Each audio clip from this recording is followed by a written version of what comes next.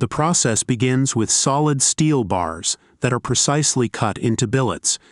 These billets are heated in a natural gas-powered rotary hearth furnace to temperatures ranging between 1,250 degrees Celsius and 1,280 degrees Celsius. Next, the billets are passed through a barrel-type piercer, where the Mannesmann effect is applied.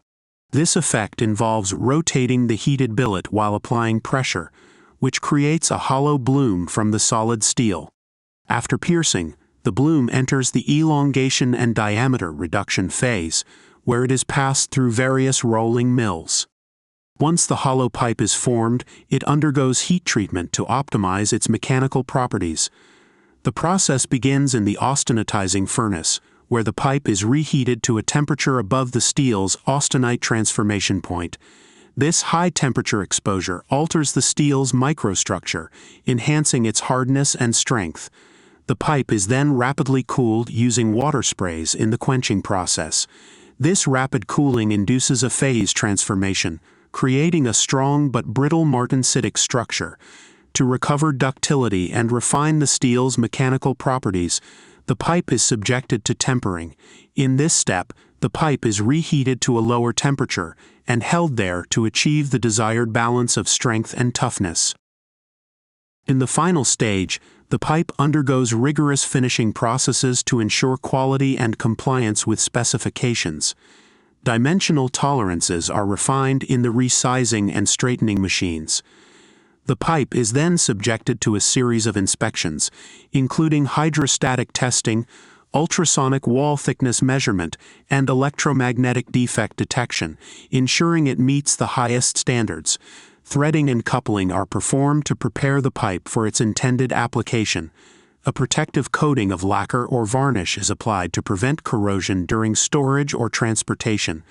Finally, the pipes are bundled, labeled, and prepared for shipment. This state-of-the-art seamless pipe manufacturing process combines precision engineering, innovative techniques, and advanced automation to produce durable, high-performance steel pipes for a wide range of applications. The production of C300 reinforced concrete cylinder pipe begins with the creation of a steel cylinder. This cylinder is fabricated from sheets of steel that are rolled into a cylindrical shape and welded along the seam to ensure structural integrity and watertightness. The next step involves the construction of steel reinforcement cages. These cages are made from welded wire fabric or steel rods. Using a cage-making machine, longitudinal rods are advanced, while an electronic arm spirals another rod around them, welding at each intersection to create a robust steel cage. Once the cage reaches the desired length, it is cut and transported to the next stage of production.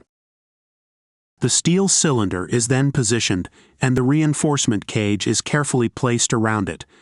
The assembly is encased in inner and outer forms to hold the materials in place during the concrete application process. Concrete, batched to a precise design mix, is poured into the forms to encapsulate the cylinder and reinforcement, forming the pipe wall. The pipe is then moved to a curing cell where it undergoes elevated temperature curing using steam. This process accelerates the curing and ensures the concrete reaches its specified compressive strength. The production of C301 pre-stressed concrete cylinder pipe begins in a similar manner to C300.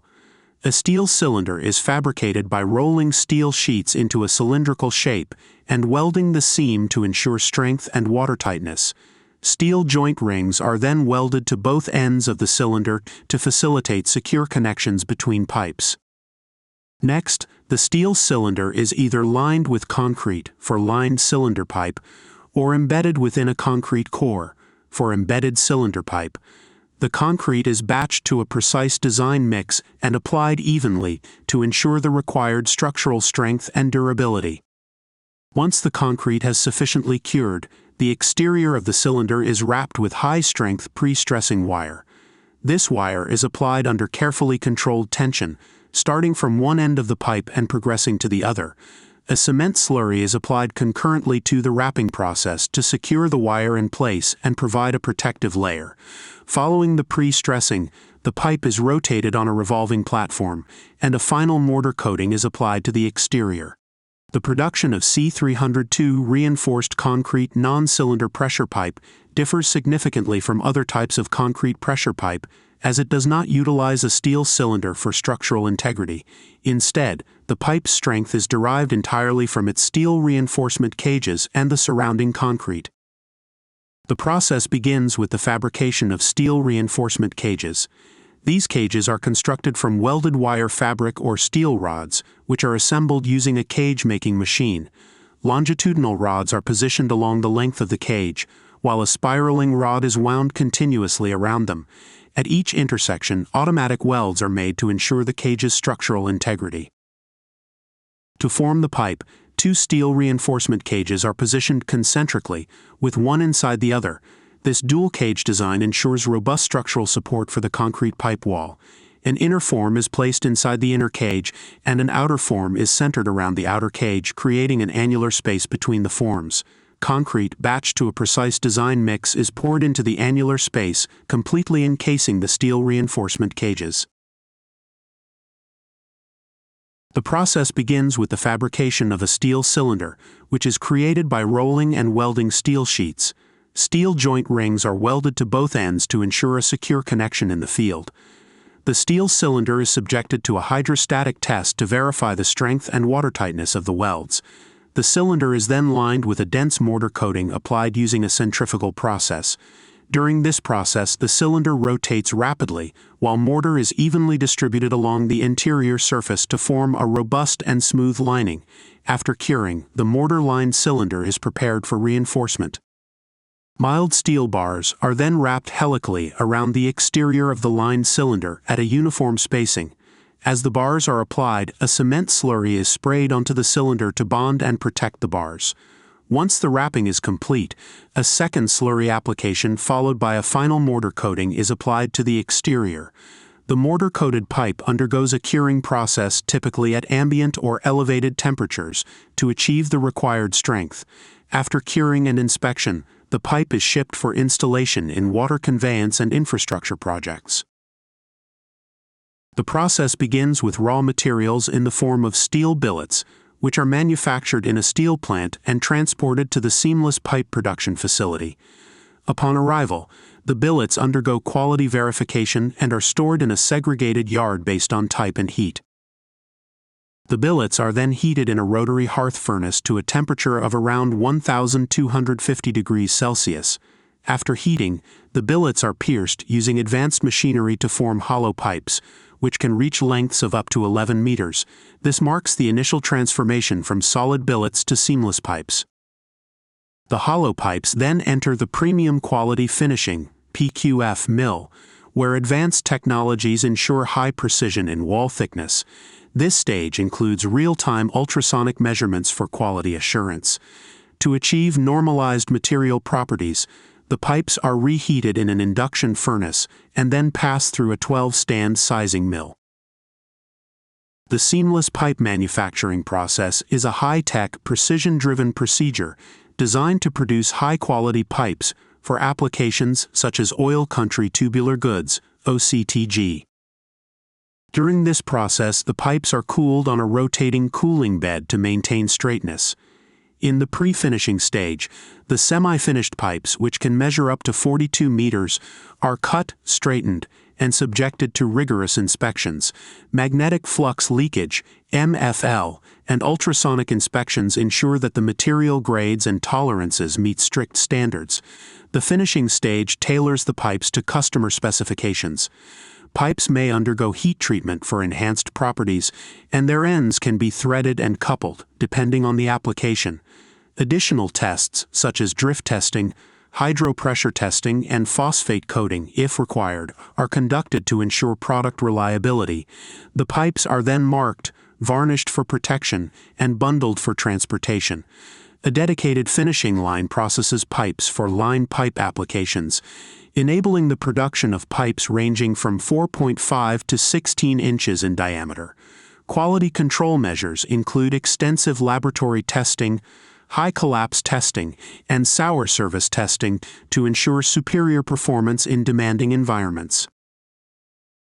The production of large diameter steel pipes used in the oil and gas industry involves a sophisticated and multi-step process, incorporating advanced technology to meet rigorous industry standards. These pipes are essential for the transportation of oil, gas, and water over long distances, and their manufacturing requires careful attention to mechanical properties, durability, and corrosion resistance. The production begins with the creation of longitudinal and spiral welded steel pipes.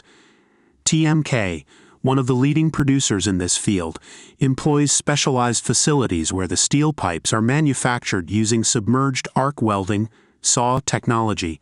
This technique involves the use of an arc to melt filler material into the seams of the pipe, ensuring a strong and durable weld. In addition, the use of roll forming is crucial in shaping the steel sheets into pipes with precise geometries. For large diameter pipes, the steel is typically formed into a cylindrical shape using continuous automated production processes. TMK's facilities are equipped to produce pipes ranging from 508 mm to 1,420 mm in diameter, with wall thicknesses varying from 7.9 mm to 42 mm. These pipes are produced from high-grade steel, capable of withstanding the harsh conditions of oil and gas pipelines. A critical part of the production process is heat treatment, which TMK uses to enhance the mechanical properties and microstructure of the pipe's welded seams. Heat treatment ensures that the welded area, which is typically the weakest part of the pipe, has similar strength and characteristics to the rest of the pipe. This process makes the welded seam more resistant to external pressures and stresses, resulting in a pipe that is comparable to seamless pipes in terms of durability and reliability. Quality control is paramount in the production of steel pipes for the oil and gas industry. TMK ensures that every pipe undergoes extensive non-destructive testing, NDT. This includes ultrasonic testing, X-ray inspections, and magnetic particle inspections, all designed to detect any internal or external defects that might affect the pipe's performance. After the pipe is manufactured and tested, it undergoes a series of coating processes to protect it from corrosion, which is a significant concern for pipelines that operate in harsh environments. External coatings, such as 2-layer or 3-layer polyethylene or polypropylene coatings, are applied to the pipe's outer surface to safeguard it against environmental damage and corrosion. These coatings enhance the pipe's lifespan, especially when installed underground or in underwater environments. The coatings also help protect the pipes in extreme temperature conditions, withstanding ambient temperatures ranging from -60 degrees Celsius to +80 degrees Celsius. The journey of tram rail production begins with large steel blocks. These blocks are made of steel and are quite heavy, weighing about as much as a small truck. At the start, these steel blocks are placed in a storage area where they are prepared for further processing. The blocks are then transported over a set of rollers, leading them to a large furnace. The furnace plays a critical role in making the steel malleable by heating it to extremely high temperatures. The steel blocks are placed into the furnace, where they are heated to around 1,200 degrees Celsius, 2,200 degrees Fahrenheit. This intense heat causes the steel to glow red, making it soft and easier to shape. The red-hot blocks are carefully monitored to ensure they are heated to the right temperature.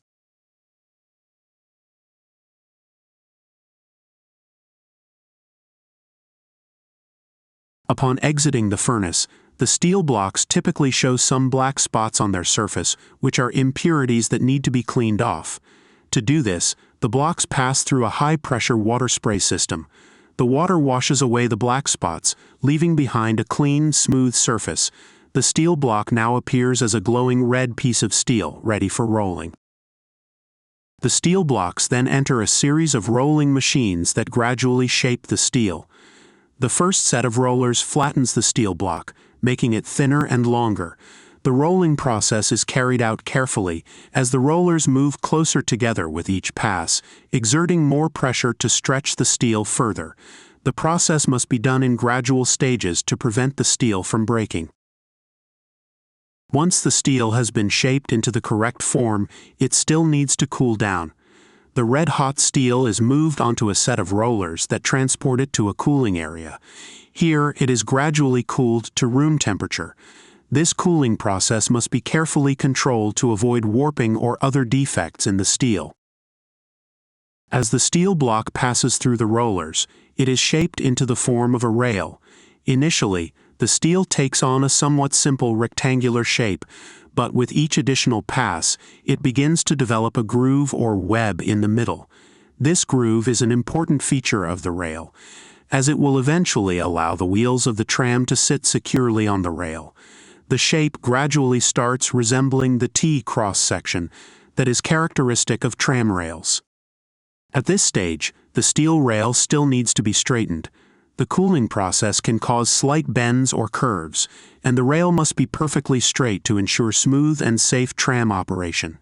To straighten the rail, it is passed through a series of heavy wheels that bend the rail up and down repeatedly. This process, called straightening, ensures that the entire 120-meter length of the rail becomes perfectly straight. After passing through these wheels, the rail is also aligned sideways to make sure the edges are straight. The production process of tram rails is a complex and highly technical procedure that involves transforming raw steel into durable, precisely shaped rails capable of supporting the heavy loads and continuous motion of trams. The final stage of production involves making minor adjustments to the rail. The shape of the rail's top is crucial for its function. The top is relatively thick because it is the surface on which the tram's wheels will run. 1. Raw materials. The production of stainless steel begins with the procurement of raw materials. The primary components required for making stainless steel are iron ore, chromium, nickel, and other alloying elements such as molybdenum, manganese, and titanium. Additional elements like molybdenum are added to enhance properties like pitting and crevice corrosion resistance, particularly in chloride-rich environments. 2. Charge preparation. Once the raw materials are sourced, they must be prepared for melting. Charge preparation involves mixing the raw materials in the proper proportions. The batch typically consists of scrap stainless steel, pig iron, and the required alloying elements. The scrap steel is often recycled, making stainless steel production more sustainable. This mixture is precisely calculated based on the desired stainless steel grade. It is then placed in large containers known as furnaces, which will be used for the melting process. 3. Electric arc melting. The next step in the production of stainless steel is the melting of the charge. This is typically carried out in an electric arc furnace, EAF. In an EAF, the charge is heated to extremely high temperatures using electrical energy. 4. AOD, argon-oxygen decarburization. After melting, the next step is refining the molten steel to reduce carbon content and adjust other chemical properties. This is done using an argon-oxygen decarburization (OD) converter. The AOD process is a refining technique that utilizes a mixture of argon and oxygen gases to reduce the carbon content in the molten steel, which is essential for producing stainless steel. During the AOD process, oxygen is introduced into the molten steel to oxidize carbon and other impurities. The argon gas helps to control the atmosphere and prevent unwanted reactions, ensuring the correct steel composition. This step also allows for the precise addition of alloying elements like chromium and nickel, ensuring the steel reaches the required grade. The result is a refined molten stainless steel with controlled carbon and alloy levels, making it suitable for the next stages in production. 5. Continuous casting. Once the desired chemical composition is achieved, the molten steel is ready for casting. Continuous casting is the process used to shape the molten steel into solidified shapes, slabs, blooms, or billets.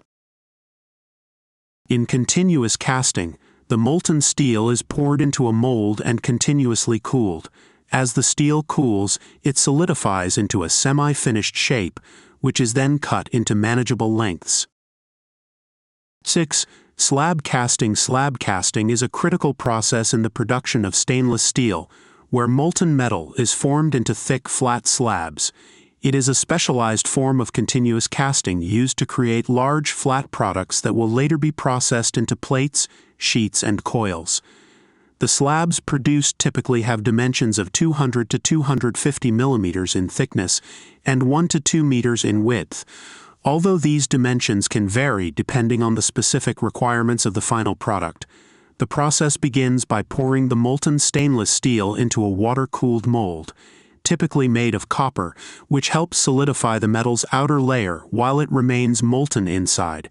As the metal solidifies, it is continuously pulled through the mold, where it begins to form into a flat, elongated shape. The slab is then guided through a series of rollers and cooled further to ensure it maintains the desired shape and properties. Once the slab has fully cooled, it is cut into manageable lengths, known as slab billets, which are then transported to the next stage in the production process. 7. Reheating. Before the slabs can be processed into thinner forms, they must be reheated to a specific temperature to make them malleable. The reheating process is conducted in a reheating furnace, where the slabs are heated to temperatures ranging between 1,150 degrees Celsius to 1,250 degrees Celsius. 8. Rolling. Once the slabs have been reheated, they are passed through a series of rolling mills, where they are progressively reduced in thickness and shaped into the desired form. The rolling process involves both hot rolling and cold rolling. Hot rolling. This is the initial phase of rolling, where the slab is reduced in thickness by passing it through a series of rollers at high temperatures. The steel is flattened and elongated into a thinner shape. Cold rolling. After hot rolling, the steel may undergo cold rolling, where it is further reduced in thickness at room temperature. This process provides improved surface finish, dimensional accuracy, and enhanced mechanical properties. Rolling mills are essential for producing the required thickness and surface finish of the stainless steel. 9. Finishing mill. The final stage of the stainless steel production process takes place in the finishing mill, where the steel undergoes additional treatments to achieve the desired final properties. At this stage, the stainless steel may be further refined through processes like pickling, annealing, or coating to enhance its surface finish and corrosion resistance.